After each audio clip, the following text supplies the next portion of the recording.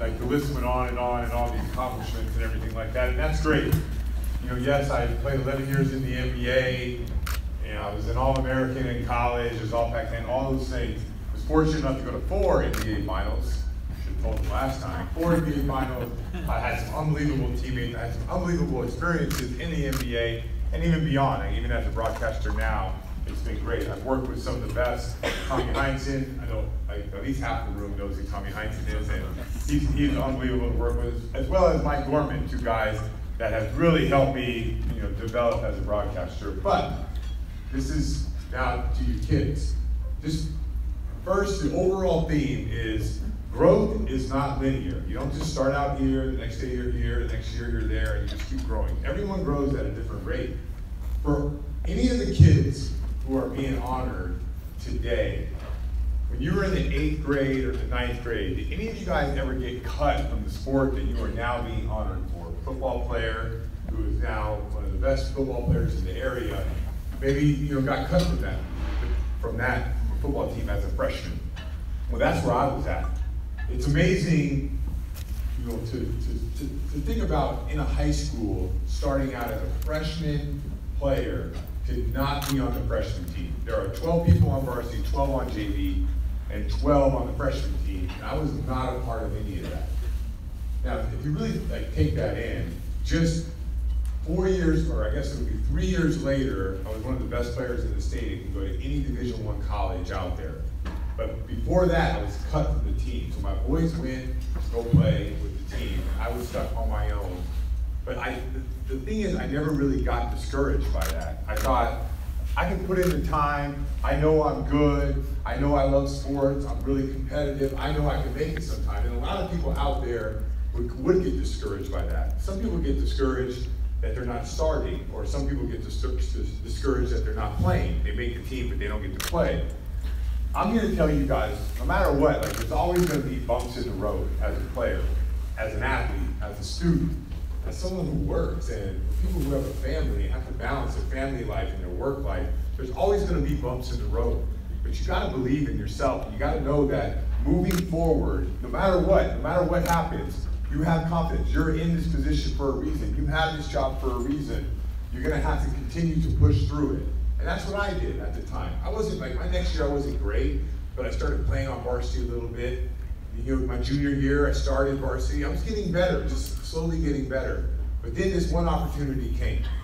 After my junior season, I had an opportunity to play, you know, whatever AAU is. It's a lot different back when I guess that would be 90, 95. It's a lot different than it is now, where like anybody that pays could play, and there's like 100 different teams in the area. In the state of Washington, there were 2 teams. There was just one team in the city and one team in the country. I lived in the country, so I couldn't make a country team. So they said I probably wasn't going to make this team, but you can come and you can try out. So in the entire state of Washington, there's only 20 people.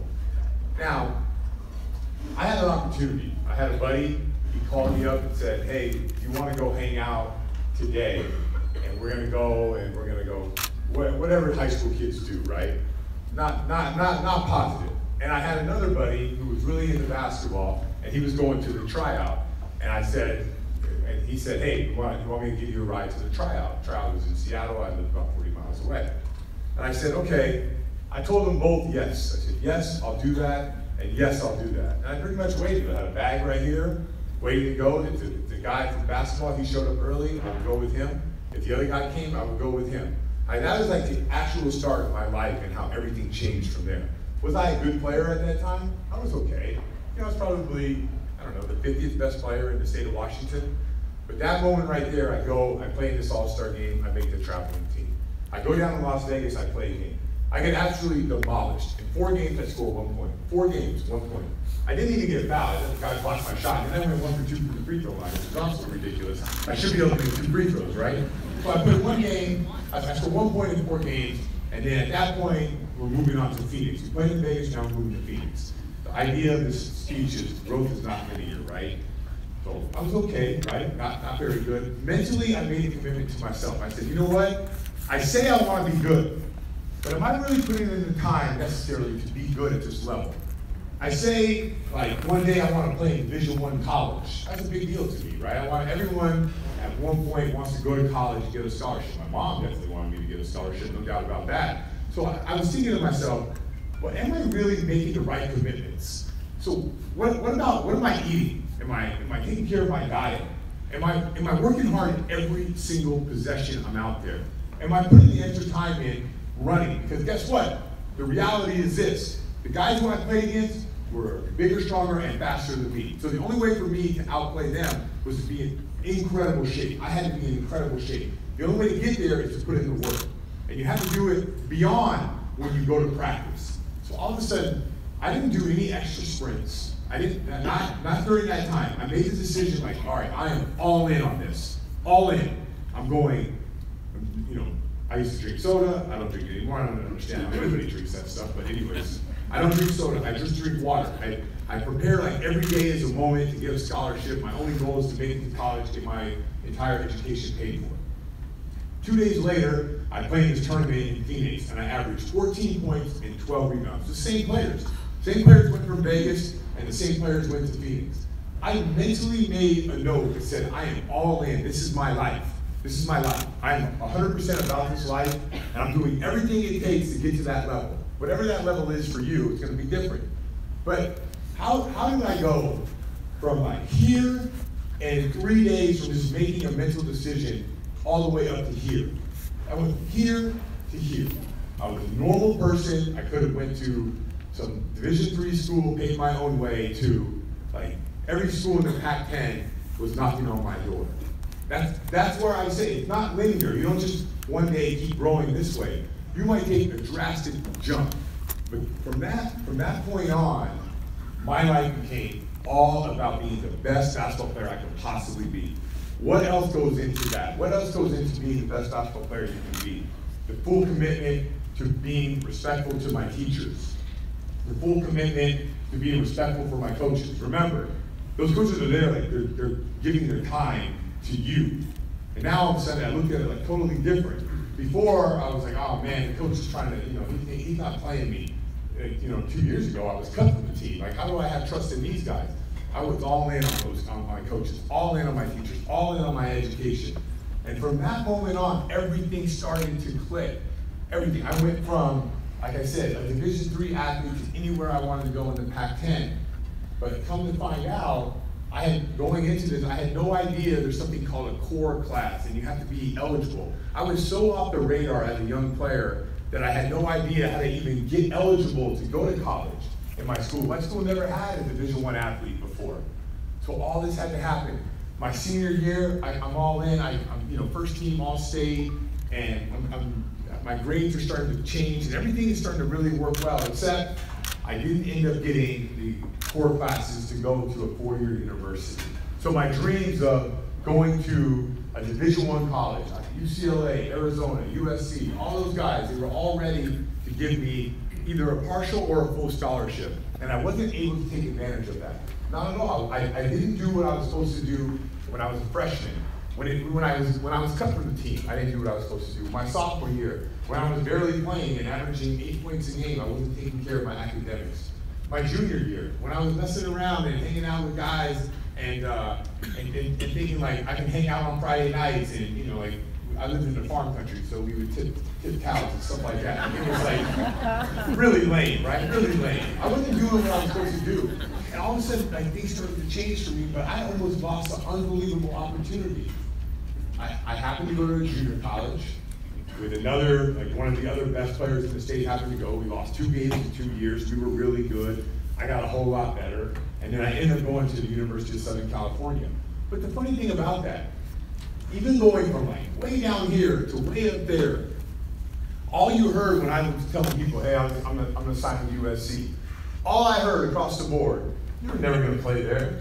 Like, there's no way you can play in the Pac-10. Now it's the Pac-12, but back then it's Pac-10. No way you can do it. So all that instilled like a crazy fear in me, like, what if all these people are right? What if I can't play at this level? I told everybody I'm gonna go there. I would tell them, like, I'm gonna play, you're crazy to think I'm not. So that motivation, it drove me.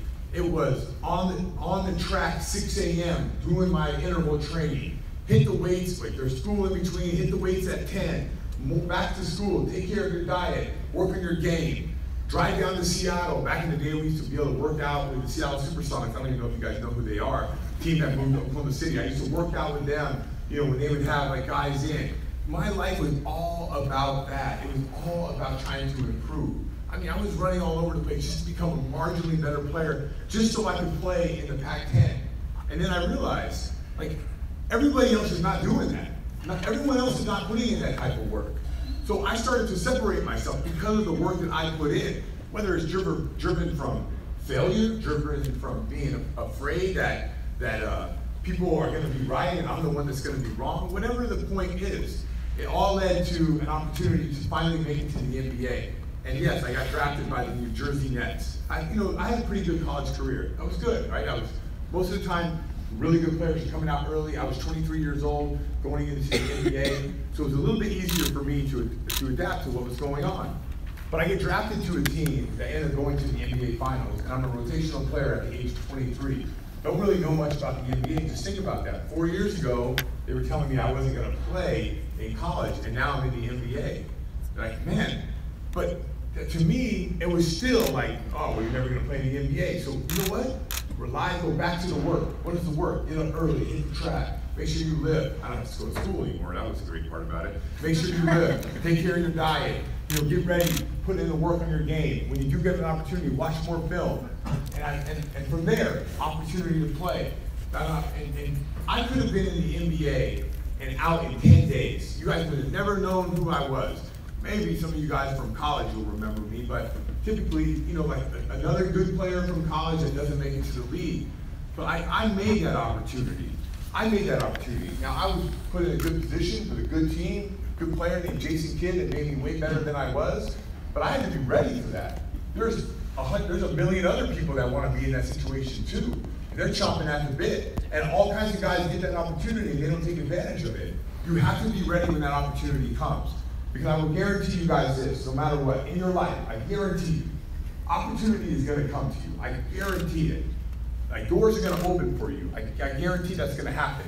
Especially some of you guys. Obviously, if you're here, you're elite at what you do. You're already the best of the best. So opportunities are going to come your way. You've got to be ready to take advantage of those. And you take advantage of those by, like, right now. Taking advantage of this speech. Taking advantage of listening to one of your coaches. Like, incremental growth along the way. That's how you guys can get to where you go. When your opportunity comes and that door is open, you walk right through it. But guess what? You think you made it, you haven't. There's another opportunity that's ahead of you. That door is going to open. You got to walk right through it. And then a door is going to open and you don't walk through it. It's going to close in your face. And then you got to be ready for the next opportunity. Unwavering work. Unwavering. Always ready to take the next step if it comes. If it doesn't work out for you, don't get discouraged. I was cut as a ninth grader. Right? I ended up making it to the NBA. So one, you could say like, man, that guy really worked hard. Or two, you could say like, how stupid is that coach for cutting me in the ninth grade? It's one of the two, right? I mean, how could he possibly cut me in the ninth grade and I end up being an NBA player? I mean, I go to him and say like, man, you're not a very good evaluator of talent. Opportunities are going to come your way. You got to be ready for that. Yes, I was really fortunate. Great up, I played with the Nets, played with Kidd, got a contract with the Celtics. The Celtics could have won a lot of different ways. We get Garnett, we get Pierce, we get Ray Allen. We end up winning a championship. You know, that takes another step. One of our assistant coaches, Tom Thibodeau, and he ended up becoming the head coach of the Chicago Bulls. I ended up going to Chicago to play 2 more years there. Then after that, he asked me to be a coach. My name was plastered everywhere. He made an announcement that he wants me to coach. I had 15 calls the next day for coaching jobs all around the NBA. Which one do you want? We want to hire you.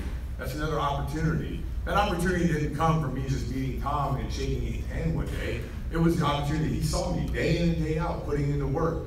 Unwavering, right? I'm not playing a lot. It doesn't matter. He's still in the gym. He's working hard every day. He's in that weight room. He's working hard every day. I know I can count on him. That's the type of culture I want around my team. So he brings me in as a player. Now, that same work ethic would go for the same thing with coaching. We want him around the team. Maybe he can inspire other coaches.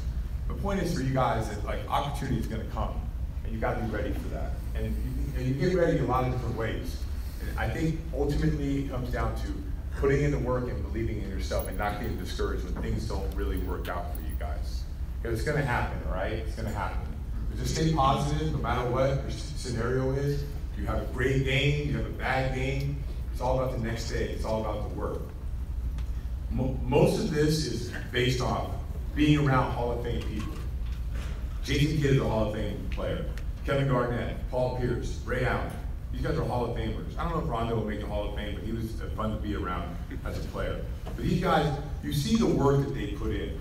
First of all, Kevin Garnett was meticulous in his preparation for the games and his working out in the weight room, as well as his preparation on the court, getting ready, shooting and getting ready for the game. Ray Allen on a game day runs 4 miles a day, 4 miles on a treadmill in the morning, and he goes back and runs. He's 3 hours before everyone's out there shooting to get ready for a game. He's out there doing his workout. Paul Pierce plays 40 minutes, scores 40 points, and the next day, 9 a.m., he's in the gym ready to play one-on-one with whoever is there. Like, these guys are at the top of their game. They have 82 games that they have to play. Sometimes 5 games in 7 nights. Sometimes 4 games in 5 nights in 4 different cities. And these guys are the next day ready to work. They have this internal drive to be great. It's incredible to watch. Tom Brady, he's in the Super Bowl again. It's not a mystery. The guy has an internal drive to be great.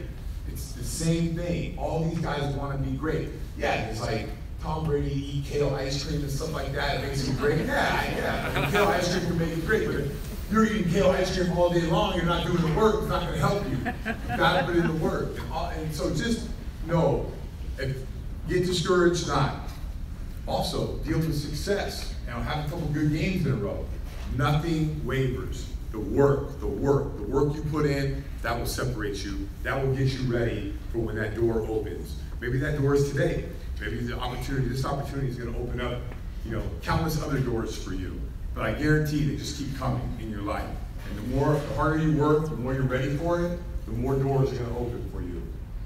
I mean, it's just broadcaster, coach, radio show in the morning, do the game, studio analyst, NBA player. It doesn't stop. And the work you put in will definitely help you guys. So that's the speech. Now, this didn't work last time.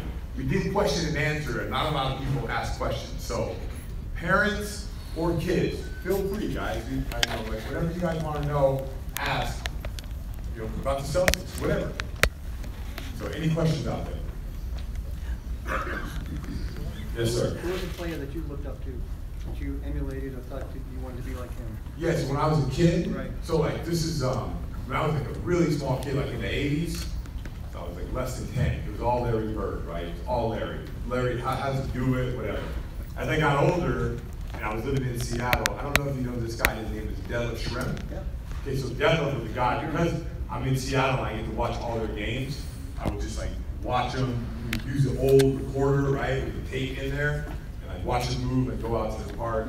And come to find out, right, I got an opportunity this summer. I'm not a golfer, so don't ask me any golf questions, but I did happen to play golf with Detlef Schrempf this summer, right, like a charity thing. And I got a chance to pick his brain, and what I heard about him, 250 hooks, driving left-hand hooks, 250 right-hand hooks. Sometimes these things, you hear about these things and you want to know if they're true. So we're sitting next to each other, and I just asked him, yeah, so it's 5 miles in the morning for him on the run. He goes in to 250 hooks each hand, then comes back 500 jumpers, then goes and lifts, and then rides his bike like an hour. I mean, that's the commitment he made to be good in the NBA. You start to realize, all these guys, and it all comes down to the same thing. It's the hard work that they put in. But he's the guy that I really tried to play like. Nice. Same problems last time. Yes? Did you complete your degree at USC, and what was it? Yeah, so I have it's a dual degree in social science and history. So I did graduate from USC, which is it doesn't sound like that big of an accomplishment, and I don't think it is. It's only 9% of Division I athletes actually get their degree. 9%. It's pretty bad. So it meant a lot to me, and it's the reason why I went to college for 5 years. played 1 year in junior college, sat out of here, and then played 3 years at USC. It was a big deal for my parents for me to get my degree from there. So, and I don't know if I was good enough. You know, a lot of guys leave and go on to play basketball and they don't finish, but it was a big deal for me. Yes. Have you always been good at public speaking? You've